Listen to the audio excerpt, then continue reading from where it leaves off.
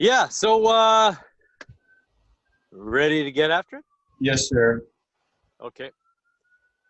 Let's do it. Let's open the meeting with the moment of silence and the Serenity We prayer.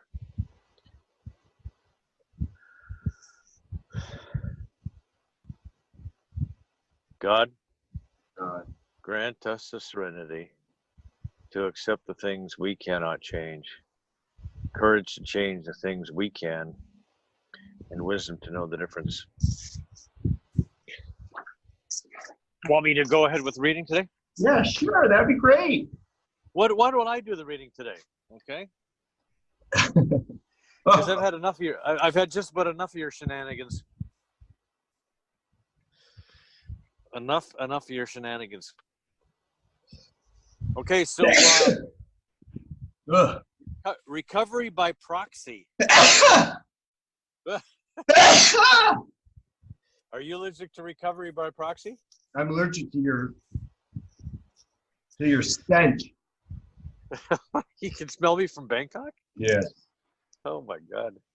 I knew I should have had a shower. Recovery by proxy. The promises will always materialize if we work for them. Did I tell you about my shower? Hey, you're gone away. I can't hear you. You heard about my shower experience? Shower? Okay, so maybe I didn't hear about. So anyway, I just shared it in my daily inventory because it was one of those things that gave me a pause for agitation when agitated or doubtful. So I was at the gym. There's two showers in the men's locker room of the gym, and I was getting ready to go in the shower, and this guy kind of rushed to get undressed and got in there before me, and the other one was already full. So I thought, oh well, no big deal, no big deal. I'll just go have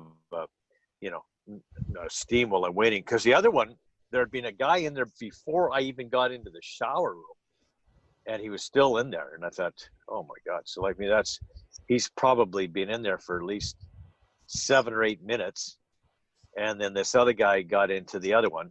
So anyway, I went and had a steam for about 7 or 8 minutes. Yeah. And I come back into the shower room, and they're both guys are still in the shower. And I'm thinking to myself, they're either doing their laundry in there, or they're both, or they're going to come out of there as being the cleanest people in Canada. Right. And so I waited and waited, and eventually the guy who scooped in front of me to get in there came out of the shower. Right. And so I went and had my shower, and came out and got dressed. And when I left the change room, the other guy was still in the shower. Right. In the other shower. Like, I mean, that's a half-hour shower. Okay, that's unbelievable. So anyway, that was my little. But you know what? If that's worse than my problems today, I'm doing okay. But you didn't mention that in your reading. I read all your readings. No, I did. You said no, because I forgot to send the my on the 8th, and I sent it on the 9th. I read both of them. Well, you didn't read it very carefully. No, you didn't mention anything about a shower. Do you want me to read it to you? I'm looking for it right now because I read them all, and okay, I take pride in them. So you had a conflict and you were aggravated about something, but it was nothing to do about a shower. Okay. So here it is. Yes, waiting at the gym did I pause when agitated and doubt and ask for the right thought or action? Yes. Waiting at the gym for two guys who wouldn't get out of the shower, probably the cleanest guys in Canada, or maybe they were doing their laundry, was able to let it go. I just sat there. Okay. I just kind of laughed to myself and thought, okay. It is what it is. It's okay. And but I actually had to stop and like not say anything and just let it go. Right. Right. So that was my my shower story. Yeah, sorry, I missed that. I don't know how I missed. Which date? The 8th or the 9th? The 8th. Oh, okay, maybe. See, I didn't send it on the 8th. But there was another one that you said you're upset about a new guy or I something. sent 2 on the 9th. What? You said you're upset about a new guy or something, or like someone at a meeting. You're upset, or you were. Oh no, that was an angry guy. Oh, okay. There's just an angry guy at the meeting, and it's every time I see this guy, he's angry, and I haven't seen him for a while. So I saw him at the meeting, and I kind of waved at him, and he just kind of gave me his angry look, and I said, "Okay." He didn't wave back. He just kind of looked at me in an angry fashion. And then I realized that he'd actually left before the meeting was over. So I don't even know how much of the speaker he heard, but anyway. So that was my again. It's like one of those things where I go, God, it's got nothing to do with me. So stop it. Just turn to the power and ask for help to accept the situation as being exactly the way it's supposed to be. That's okay. So so that's how I let stuff go. But I had to pause because I was agitated and doubtful. Not doubtful, more agitated. So what date was that you wrote about that guy? I don't know. Yesterday? Yeah, yesterday. That's the 9th. Okay, so I got confused. I must have missed the 8th then because I read them religiously. Well, I sent the 8th after the 9th. That's why. I see. And that's because I didn't send it out on the 8th. I sent it to 3 different groups. One, my sponsor. One, the group of the guys that I have the daily review that I do the daily review with from the States, and then my other group of guys, which you are a part of, and that group of guys, my group of guys, I forgot to send it to. I see. So there you go. That's where we're at, right? All cut up. And all cut up. You are now up to date. Right. So I will continue to read the reading. The promises will always materialize if we work for them. Alcoholics Anonymous, page 84. Sometimes I think making these amends is going too far. No one should have to humble himself like that. However, it is this very humbling of myself that brings me that much closer to the sunlight of the Spirit. AA is the only hope I have if I am to continue healing and gain a life of happiness, friendship, and harmony. So the promises will always materialize if we work for them. The key word there, always. And if we work for them. And so that comes, I think it makes sense to read the promises before that we're talking about. So I'm just going to do that. And the promises are on page 83 and 84. It says, if we are painstaking about this phase of our development, we will be amazed before we are halfway through. We're going to know a new freedom and a new happiness. We will not regret the past nor wish to shut the door on it. We will comprehend the word serenity, and we will know peace.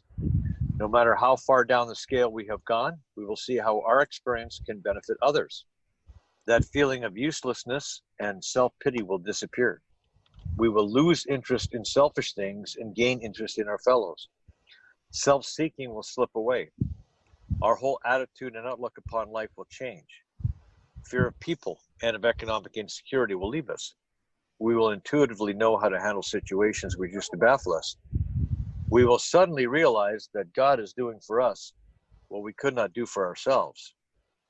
Are these extravagant promises? We think not. They are being fulfilled among us, sometimes quickly, sometimes slowly. They will always materialize if we work for them. So those are pretty cool promises. And that's what you experience when, the idea being these are the 9-step promises. When we get to this phase of our development, having made amends, then we're going to feel all this stuff. We're going to know serenity and peace. We're going to, see how our experience can help others, and uselessness, self-pity disappear, lose interest in selfish things, gain interest in fellows, not be so full of ourselves, so much self-seeking. Economic insecurity, fear of people, that stuff leaves us. Doesn't mean we have a lot of money. It means that we no longer are fearful about economic insecurity. Going to know a new freedom and a new happiness. So those are pretty cool promises, which come true as a result of doing this work. So yeah, that's I enjoy reading those promises and going, yeah. Do you think that you're you're in control of your destiny, or everything happens for a reason?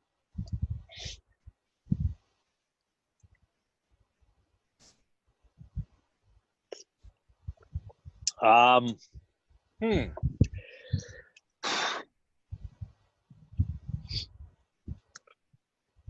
I think everything happens. I don't know if everything happens for a reason. Okay,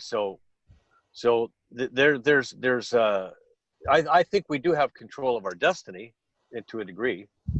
I think that there are, everything unfolds. Everything just happens. Okay, it just happens. The reason for it is, I guess, whatever events led up to that. That's the reason for it happening. So I think that's what the answer to that would be. Do I believe that I have some control over my destiny? Of course I do, because I can always make decisions. The most important decision I make every day is to get onto my knees and ask for help to stay sober that day. That's the most important decision I make every day. And then after that, I do another series of prayers and meditation to get my day, to start my day the right way. That's the way I hope to start it. And then during the day, then I have that constant battle of taking my will back and trying to accept things as being okay the way they are, and not trying to control this stuff that's beyond my control. So that's, I guess the best way for me to answer that is to say that stuff happens. I don't know if it happens. Sometimes it happens. Well, the reason being is whatever led up to it, but that doesn't mean that it's all ordained by the creator, or it's all, there are things that happen that I believe are God inspired and God led, and therefore, of God. But there's a lot of stuff that happens because of humanness, because of ego, because of people that are driven to have their own way and have control, and which is based on their fear. So that's what I believe. So it's not quite as cut and dried as you put it. You put it to me like that question. It's not cut and dried at all.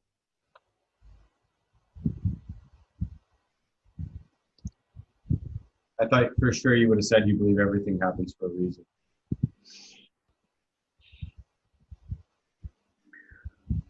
Well, there's a reason for it happened.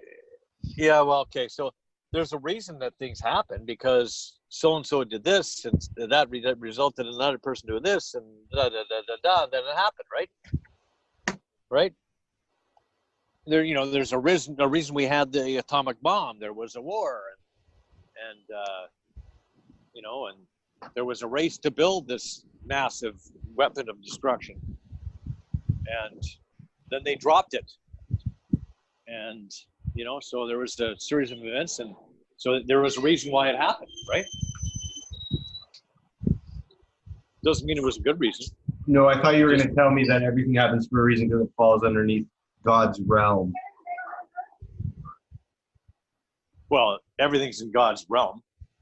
That one is true, but the problem is there's a lot of humanness involved in God's will, in God's realm, and so the humanness, the human failings are what lead to the problems that we have, I believe, and the stuff that's of God, there's no problem with that stuff, because that's all about unconditional love and peace and tolerance and love.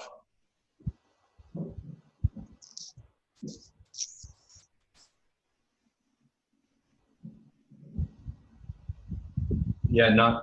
I did not anticipate you to answer that. No? No. Okay. Why? You were looking for an argument. You didn't get it. Yeah. Because I said if everything happens for a reason, this is my new quote I came up with today. Okay. Okay. If everything happens for a reason, why wear a seatbelt? Yeah. Okay. Why wear a helmet? Right. Right. Because you're going to get whacked anyway. But it's kind of like the reason why I didn't think I was kind of leading you down a pathway because you always pipe up about how you have no control over anything and everything's left up fucking winds of the earth. And I think like it's just so crazy. But then you pull this out of your ass. Yeah. So I surprised the shit out of you. Is that what I did? Yeah, because it doesn't align with what you'd normally say. Yeah, it kind of does. Well, because it does. Yeah, it's not what you expected me to say, but maybe, I don't know, maybe I'm in a different place today than I sometimes am. But I think really what I'm saying is that I think really what I'm saying is I believe there is a reason for everything, but it's not necessarily God's will in everything. I think that our humanness causes us to maybe create shit that isn't of God. How does that work if God is everything? So,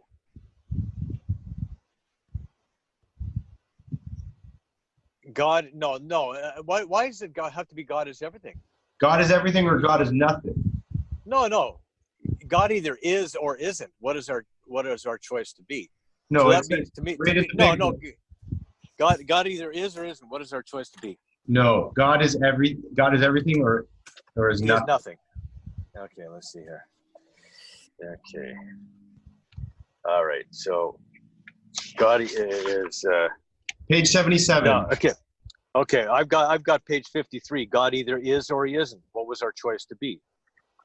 God either is or he isn't. What was our choice to be? Okay, page 77 of the Big Book tells our real purpose is to fit ourselves to be part of the maximum service of God and the people about us. We have to fearlessly face the proposition that either God is everything or else he is nothing.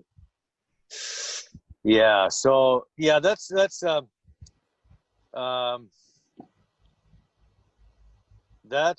kind of like that I think that's more or less semantics, right?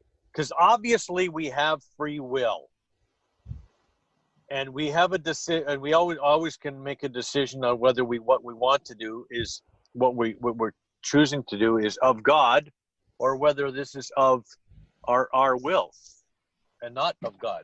So you think there's a difference? There's a separation?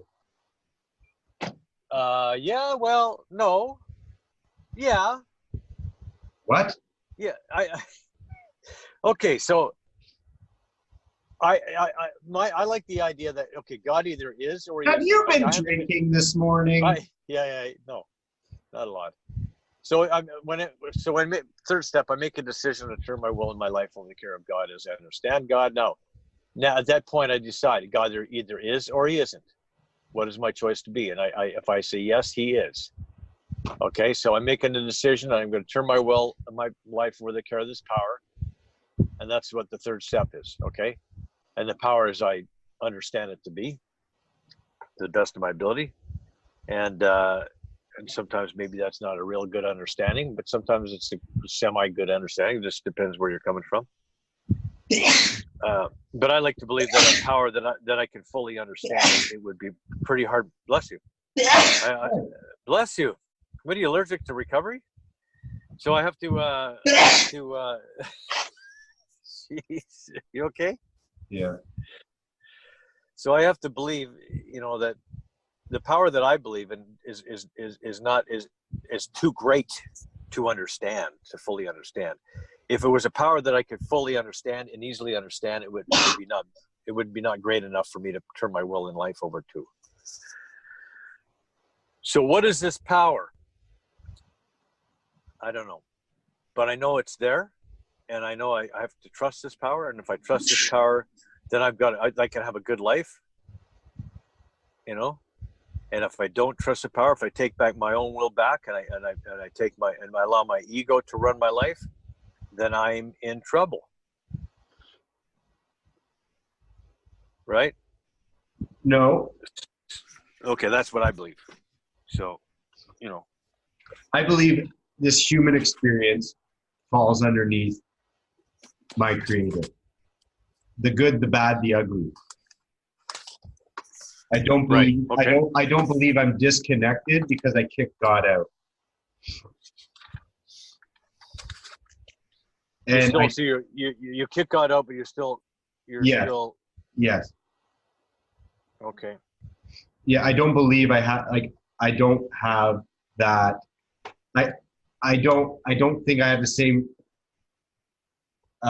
description of God as you do per se, but I do believe that this experience on this planet, the entire thing falls underneath a gift, and that gift is given to me from something more powerful than me, like a higher power or something great, something beyond, like just the moments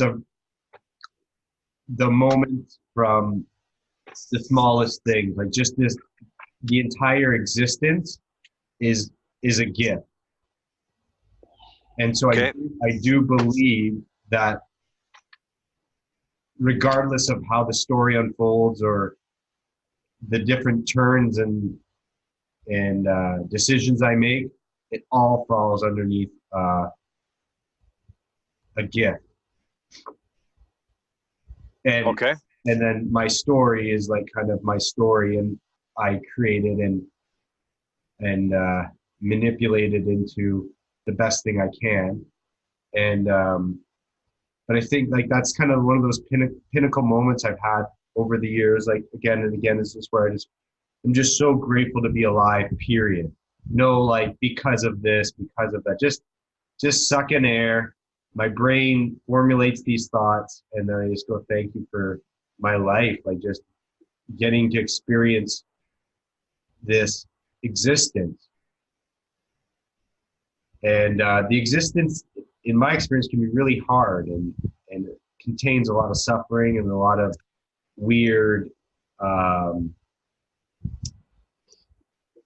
fungus and weird shit and like things I really can't explain, or I try to and try to make sense of it. But if I get to the point where I can just realize, well, I'm sucking air, I'm experiencing like tangible things, and like my senses and my brain communicating to me and with me, for me. And that's a beautiful thing in and of itself. And it's interesting, like just feeling like the energy going through your hands, and like going, okay, I'm going to open and close my hands now, and open and close my eyes, and acknowledge my sneezing fit that I've just had, and like in just like recapping like these moment by moment situations is pretty phenomenal. And like and just the feeling of like life is so volatile and fragile, so fragile. And it's like, so if you're able to be in the present moment and really acknowledge that, and then like suck in that next breath, it's just like that whole scenario is truly a gift, and a wild like experience that falls underneath the human like existence. So it's such a weird thing. And I think like that entire being born to death is like here you go, do what you will with it. Mm-hmm. Yeah. No, because Yeah, the moment, I like that. Yeah. because the moment I say, oh, well, there is a God, there isn't a God. Oh, well, if I drink, then there's no God. If I do this to myself, there's no God. Or if I do this, there is a God. It's like you're starting to play with like you're playing a big game. And it's like I don't like that. I hate it, in fact. Like it bothers the shit out of me. And it's just like because that's like thinking that is it's cherry picking and it's foolish and it's it's a way just to cope with life, and it's I just don't think it's honest. So I think if you just like kind of flatline based, like okay, like I can really see it a lot clearer that like okay, this one go I got that I know of is like a gift, and I obviously didn't really necessarily choose it or pick it, but it's given to me. The fact that I'm standing where I'm standing, or sitting rather, like okay, so this is what I got, and that's kind of the influence of my creator. And then my creator also gave me this really interesting piece of equipment called a brain. And my brain can then navigate my surroundings and this planet we call Earth. And I try to do the best I can with the brain I've been given. And like it's kind of like the moment I start going, well, this is God and this isn't God, and God did this, Well, yeah, but God yeah. didn't do this, and God did this, and it's kind of like, okay, bud, like that. It's just, and I hear that so often in the program, it becomes like nauseating and like So it becomes like a little bit of a game, and I don't like it. I don't like so the you, games. right. So you were expecting that from me?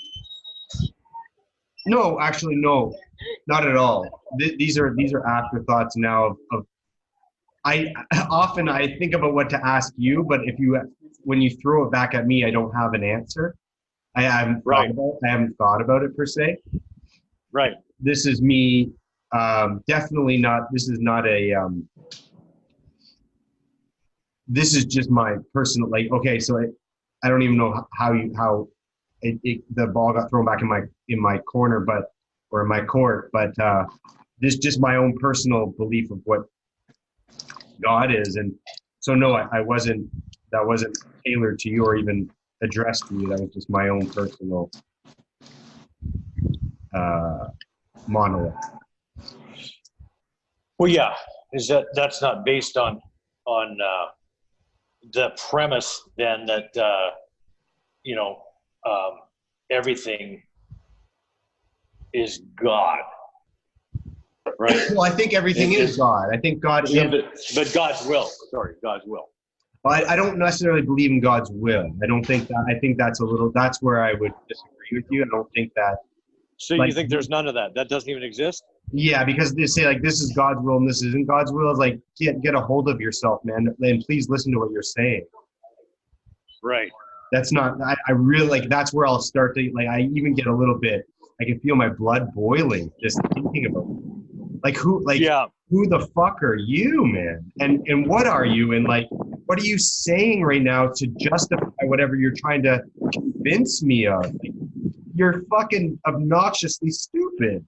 Like, oh, that's not God's will. Oh, that's God's will. Okay.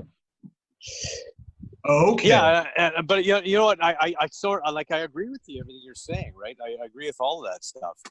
And so what I believe is that there are principles, guiding principles that I believe are inspired by the Creator, and they're I think they're universal principles regardless of what your religious beliefs are, and that those principles are what's the things that we all kind of innately know that's right. You know what I mean? It's like helping others. It's like being less selfish and not hurting other people, and doing what we can to help each other, and to be good people. Like positive influences for people, and kind and loving, and all those things. Like unconditional love whenever we can. Like those are the things that we aspire to have, right? And if we want to be connected to what's good, which is of God, in my opinion. So those are things that we all have a choice to do, right? We all have a choice to follow these principles to the best of our ability and be the best we can be. And I think as a result of that, we can have a happy life that we feel good about. And if we choose to follow ego-driven principles and be selfish and walk on people and not care who we hurt, if we choose to make that decision, if we decide to move in that direction, then I think we suffer the consequences of that. Like an ego-driven life, it leaves me empty. Whenever I followed the ego in my life, I felt empty. When I follow the godlike principles, what I believe is good, then I feel good. So it makes sense for me to do what's right, what I believe to be right. Right. So I agree with you. Like, I do have having had experience in myself. I do believe that there's like a genuine reaction when you do something good or healthy or helpful or loving. I do believe there's an interesting like chemical reaction that happens perhaps in the brain or that makes me feel connected and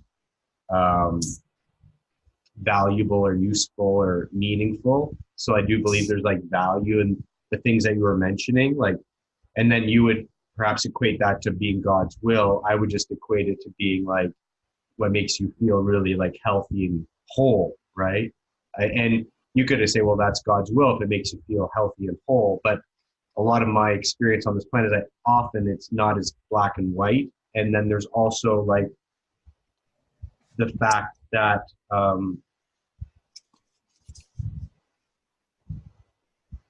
I think that you personally, and this is different. I don't even think this is, I would just describe this as personalities or characteristics between you and me. But like I find the value in the night and the day, or like the rain and then the sunshine. Like, so I think that, no, like if you're just stuck in the rain all the time, then that's not good. And it's hard to perhaps argue that staying in the sunshine all the time, but maybe you get skin cancer. I don't know. But like, like I think that, and like without the rain, there's no flowers. And I just think that there's a bit of an ebb and flow. And it's separating our character. Like you often stay in the sunlight of the spirit, if you will. Like you stay there far more, as far as I know, far more than I do. And it's kind of like, but that's just kind of, I wouldn't determine one right or wrong or better or worse, but I can definitely see pros and cons for both. And like,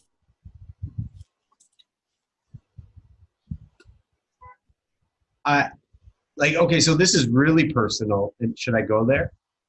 Sure. Okay. Like, for example, not perfectly, but I really, and I'm not saying you don't, so hear me out for a second. I really cherish these conversations. And it's kind of like if I had a week full of events, probably this is like 1 of 10.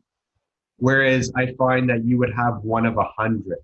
Like, so this is just like, for me, this is 1 of 10 things I'll do this week that like I'll sit, like I pre-planned, sat down and done, and maybe even less, including meetings, including everything like that. I'm like, my life is very, in some ways, messy, but also very minimalistic. So there's a lot I could break down about myself that's not even I would call necessarily healthy behavior or good, but I don't want to draw this out too long. But where I see as you is like, this will be 1 of 100 things you do this week. So then things can get a little bit, from what I see, like you won't even know what we talked about last week, whereas I remember almost vividly.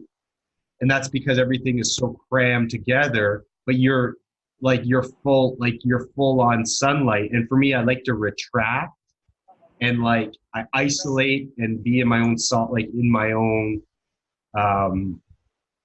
I like to reflect and muse over what like we discussed, and then like, okay, how will that? Because even like that's what I was pre-thinking about what to discuss with you this week, and like I was really looking forward to it. But that's because I have nothing else going on in a way. Like it's not like so it's kind of like I want to retract and get out of fifth gear and like come back down and park and I get so much out of that. And sometimes it can be too much, as I was saying, like I can be too much in the rain or too much in the dark.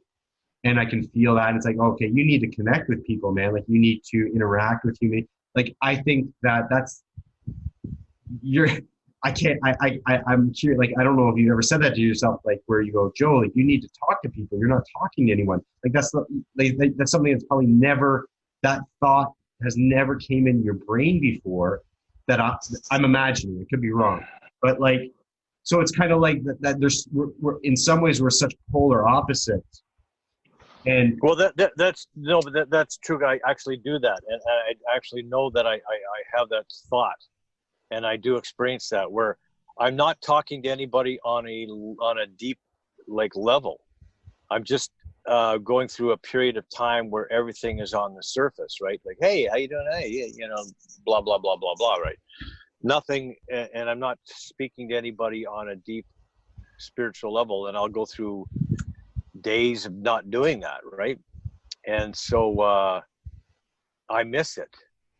And this is an event for me too, because I have to center myself and ground myself and think, and and when I don't know how it works for you, but when I ground myself and think and have this type of conversation, I learn from it.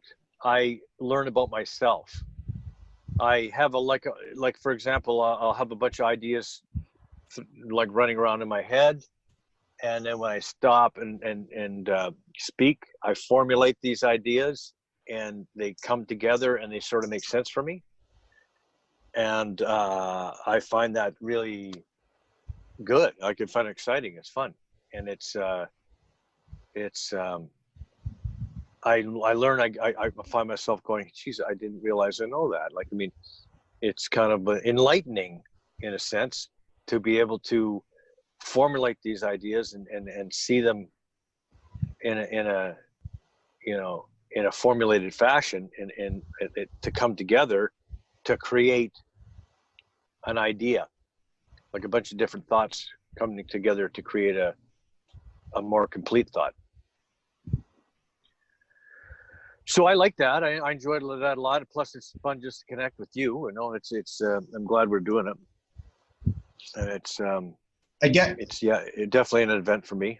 Something I don't want to miss. And I don't think that's what I was criticizing or questioning or debating. I think maybe to simplify it is like kind of like if I put it in the negative context, it would be you do too much and I do too little. Yeah. Like that, and so like, but I would easily even debate your side and say, no, you're doing too much is benefits you, like whereas I can see you not seeing it as being too much because it's coming from my perspective. Like if I lived your life, I would see that as just being like a year's worth of things in 1 week, and it's like I just don't want that. And whereas if I put you in my shoes and say, hey, you're going to stay in your room all day today and not leave, like you, and right. and don't and like try not to be on your phone so much.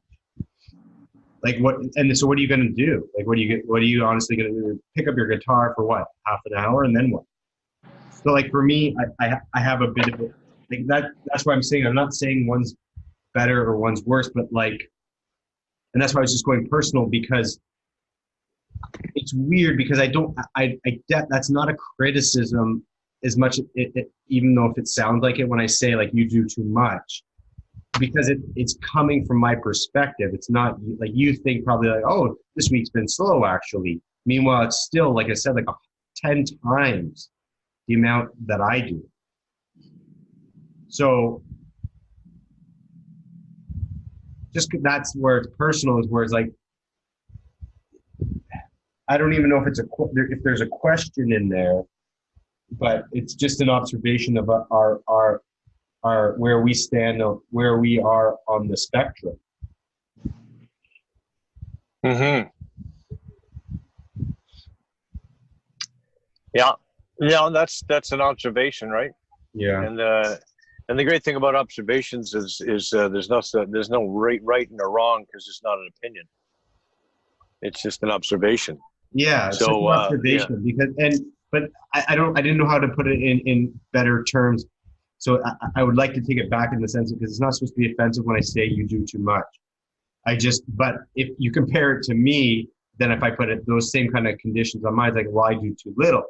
Okay, so, but like I said, it would be really easy for me to say, no, you just do the right amount, and you fill your days with beautiful interactions, and you fill your days with ways to give back, and you're very generous with your time.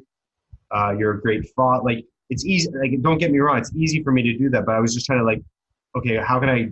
What was I trying to say in the previous dialogue that I was trying to explain? I was, yeah, I like when I look at our lives. yeah, Yeah.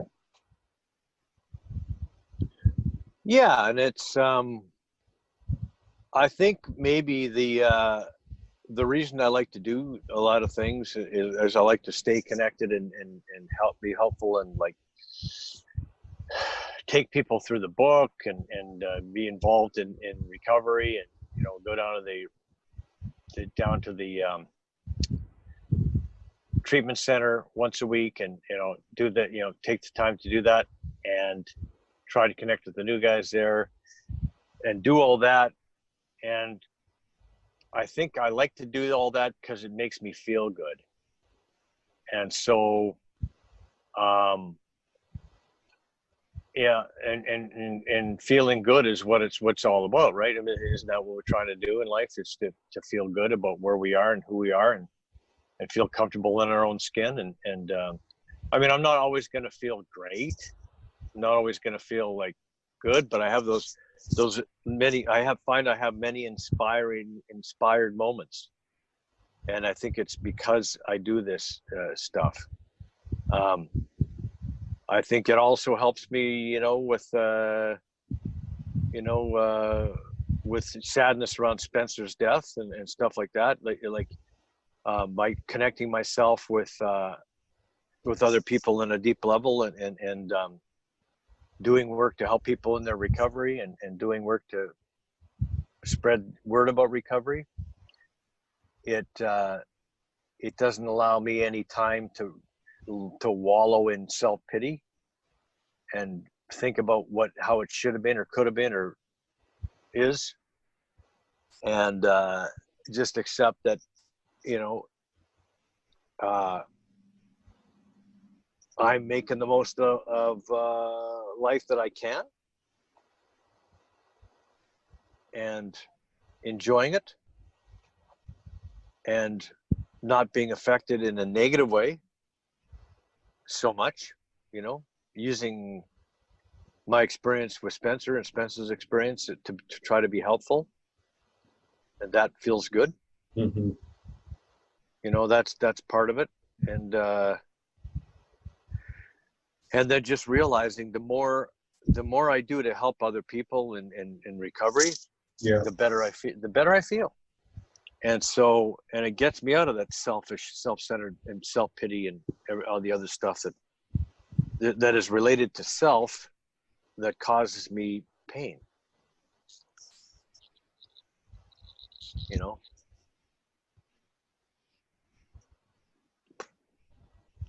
I kind of been through an experience where I, like when you said like you said, I almost cut you off when you said, when you just, like, for example, I'm kind of paraphrasing, you said like helping somebody versus wallowing in self-pity, right? Yeah, Something like yeah, that. yeah, yeah. And I almost stopped you because I said, if you take away the self-pity and you just sit there and you say, I'd rather help somebody versus just sit there and wallow. So not the self-pity, but just wallow. And I kind of feel like a lot of my journey's been like really self-reflecting. And so like in a way you can really truly discover who you are by interacting with other people. I believe that. Yeah. I also believe there's another element to self-discovery that takes place with yourself and nobody else. Right. Right. And you know what? And I want to make it clear too that it's not, that it's okay to feel, and I don't want to stop myself from feeling. So if I'm running away and trying to help others to not, so I don't feel, I don't think that's necessarily a good thing. It's okay to feel sadness. It's okay to feel fear. It's okay to feel joy. It's okay to feel everything. Right. You know, it's okay to feel all those things and to have some time where I just sit and be unhappy, be sad. Right. Right. You know, and that's okay to have those times. And I don't want to run from that. I want to be able to feel that. And that's, well, that would be, I call that new behavior compared to what I used to be like when I would go to my addiction rather than go to a feeling. And so I'm learning that, you know, I've learned that feeling is okay. And sometimes it feels uncomfortable to feel. And I think if I feel it and just actually feel it and say, oh, this is sadness, okay? This is fear. And feel that fear, feel that sadness, and actually see where, you know, I can feel it in my body, you know, what's happening with me right now. If I just feel the sadness, feel the fear, whatever it is feeling that I'm feeling, feel the joy, even jump for joy. If I feel that and experience that and allow myself to experience that, I think that's healthy for me to do, as opposed to running from it. And even running to try to help somebody else, you know, I can see how that could be. If I'm doing it that way, if I'm running to help somebody else instead of feeling, that's probably not good either. I need to feel when I need to feel, and understand that it's okay to feel however it is I feel. Yeah, it's funny because, yeah, as you talk, like, we're so different because, like, one of the main reasons that drove me, especially for the first couple of years, like, away from my old home in Toronto and in my roots, basically, try things, Yeah. is like to give myself, there's a lot of different variables, but the main couple is that, like, be my own little university without interruption. And to be in my own skin without interruption, or without interruption. And and I was just thinking about, like, you, like, you know, going out for lunch with some people you enjoy their company is like a great thing. And for me, that sounds like, in some cases, like living hell.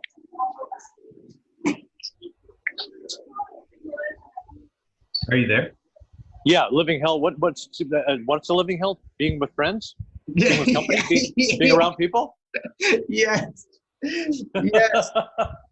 Yeah. Like I find it so unappealing, or like there's days where I miss it and I long for like a good lunch with somebody, but I don't miss the constant, like, hey, let's meet up. Hey, let's meet up. Let's do this. Let's connect. Let's do this. Let's do that.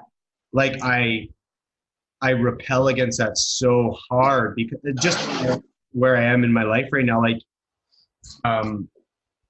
for me, like, everything's an event, and it's certainly not challenging, but it's the way that I've laid out my life. Like, like if I meet up with somebody, it's an event for me. It's not like just a casual day-to-day novelty, or like in passing. Like, for me, it's like, okay, I will connect with you. And so, like, I was looking at, like, I still think I'm generous with my time. It's really noisy over there. What are you doing? Nothing. Just I had to go into the use the washroom. Oh, But there's action here. what? There's action here. I'm in a Tim Hortons, Oh, so I had to use the washroom. Now I'm leaving, so it's gonna get quieter. okay. So, like, I was just looking, like, if you compare, like, I believe comparing is, I'll just wait till you're settled. Yep. Settled. Yep. Um, if you can, like, I believe in comparison and things like that, like, whereas maybe that's not conventional for a lot of people, but like comparing, if I compare the way I live my life to yours, for example, you would not say I'm very generous with my time. If I didn't compare myself to you, I would say, yeah, I'm generous with my time because when I give it, I'm 100% typically, or at least in the 90%, in that conversation, or interacting with the person that I've set up that appointment with. Like, so I give myself to that experience as best as I can. I would like to say is like in the 90 to 100%. Like that's what I anticipate. I don't like to be in a situation where I'm like somewhere else in my head, or I got to do something else after this and then go over here. And like, I don't enjoy that kind of interaction. Well, I think I think that's great. I think another problem that many of us have is the inability to be alone. The inability to be okay with being by yourself, and I think that's a gift that sobriety and recovery can give to us. Is the ability to just be okay to be alone. And it was difficult for me to be with myself, and one of the reasons I turned to alcohol is because, for example, I didn't really like who I was, didn't like being with myself, and when I drank, I was somebody different. I wasn't myself. I was somebody who I could somehow tolerate better. I don't know, but yeah, so to be sober, recovery, and be able to spend time by yourself, that's a gift. That's a gift. And I think that I don't think there's any right or wrong way about the formula for how much time I spend helping others, how much time I spend by myself. I don't think, like, okay, I should be spending 70% of my time helping others, 30% of my time by myself, or, I mean, whatever the formula is, because I mean, we have relationships with all kinds of different people, and friends, significant others,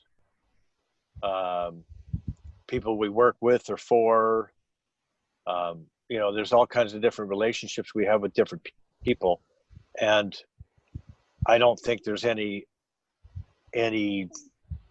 set formula that works for everybody. Everybody's got their own formula of what works, and sometimes my own personal insecurities going to affect how much time I spend with other people, and or by myself, and or helping others. A lot of that. When I'm in an insecure place, I have a hard time with all of those things. I have a hard time interacting with anybody.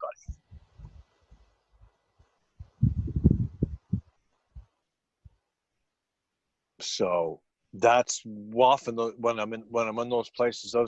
That's often when I was talking about earlier. That place where I'm talking to people in a superficial way. I'm, maybe a hangout at the gym and in my own little world, or going for a walk by myself, or just I don't know, or go golfing or whatever. It's like I'm doing something where I don't have to think, I don't have to be intimate, and maybe feeling a little insecure.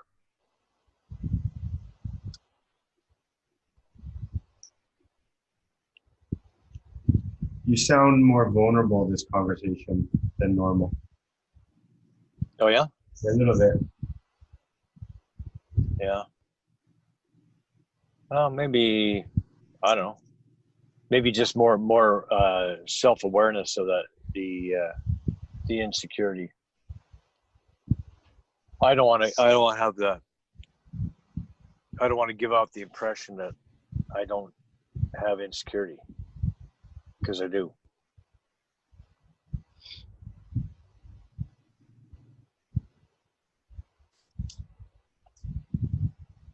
I probably don't have it as often as I used to, but I just do. I think it's fun. It's funny. I just thought of something, and then we can wrap it up. But I think that's kind of what sparked perhaps my dialogue that goes so like hard in the paint with the program, is that I believe in the program so much that when I have insecurities about the program and its teachings and its format and its platform, that I want to question it, because I know that the answers aren't I'm not going to be like necessarily sad by my discoveries, or like, I think that I have so much faith in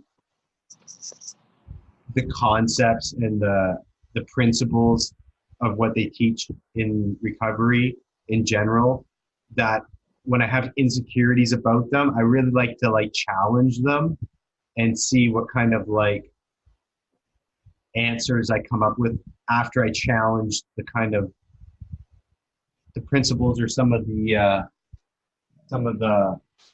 concepts, because it's like the core I know is really good. The core, because it's been really good to me.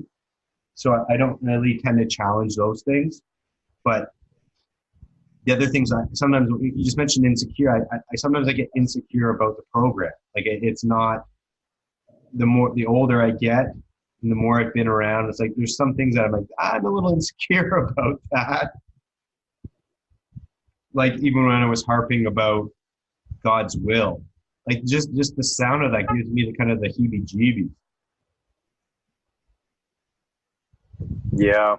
So it's kind of like, but I'm willing to like throw it out there with you, because for one, I know that you're not immediately just on my side. So I'm not just speaking in an echo chamber where you're like, yeah, the program bullshit.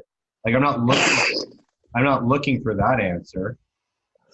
But I'm willing to challenge the concept a little bit because I'm insecure about it. Like it makes me feel like when I hear people speak like that, like there's this one, like that there's this way, and follow our way and you'll get these results, the promises, and then you get this.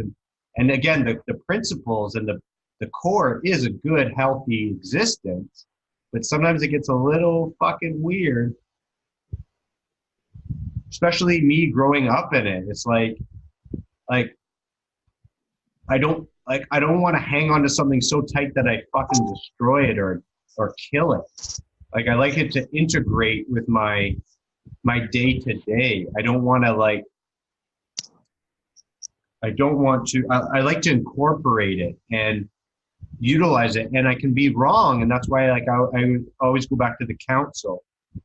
I do believe in human guidance and like people like not like knowing where I'm at and knowing kind of my thought patterns and my things. But I'm just kind of rambling, but I was just kind of, when you mentioned insecurities, I think that's where a lot of my questioning or my debates come from, is that like I'm insecure or I'm not secure with that line of thinking. Mm-hmm. Because I just, it sometimes I don't feel it's justified or it's not valuable, but yet it's just said so much that it's like especially like in your first 10 years, you don't question anything. You just do it because you get sober from it. And then you start treating yourself good. So why would you question anything? It's working. Right. I agree. Well, I mean, I don't know if that's, I don't know who's saying that. Like, I don't know if that's,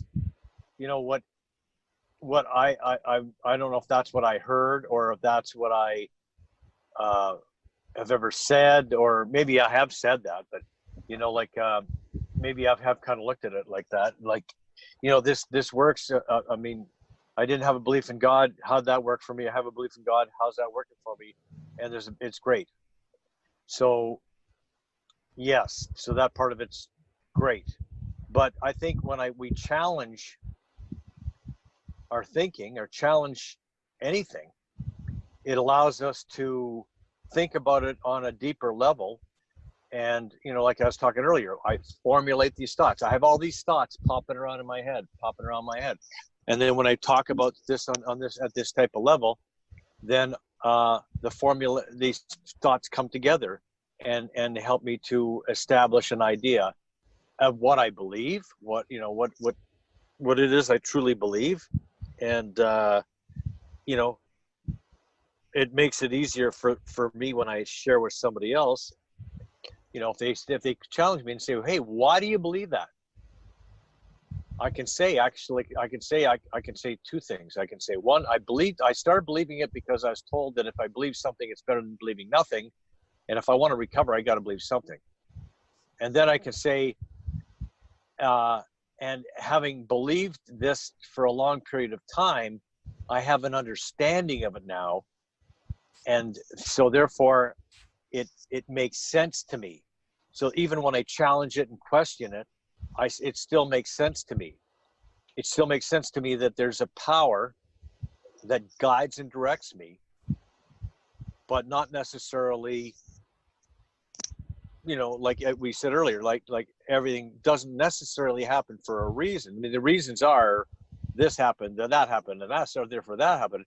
But what I'm saying is this may not necessarily all be God's will. It just happened. So, yeah, I don't believe it's all God's will. I don't believe it's God's will that Spencer died. I think he just did, right? And now, as a result of that, what can I do with that? Can I use that to help others? Can I use that as a positive experience for myself in some ways? Can I still connect with Spencer at a different level? Can I still do different things, right? And I think all of that comes from challenging myself, thinking. Like, it's okay to think. It's okay to think. It's okay to challenge and think, because that's how we formulate our ideas and establish a basis, a solid basis.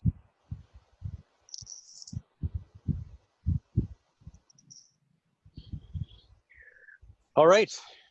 You ready to wrap it? What are you going to do now? Right here, let's just say the serenity prayer. God, grant us the serenity to accept the things we cannot change, courage to change the things we can, wisdom to know the difference.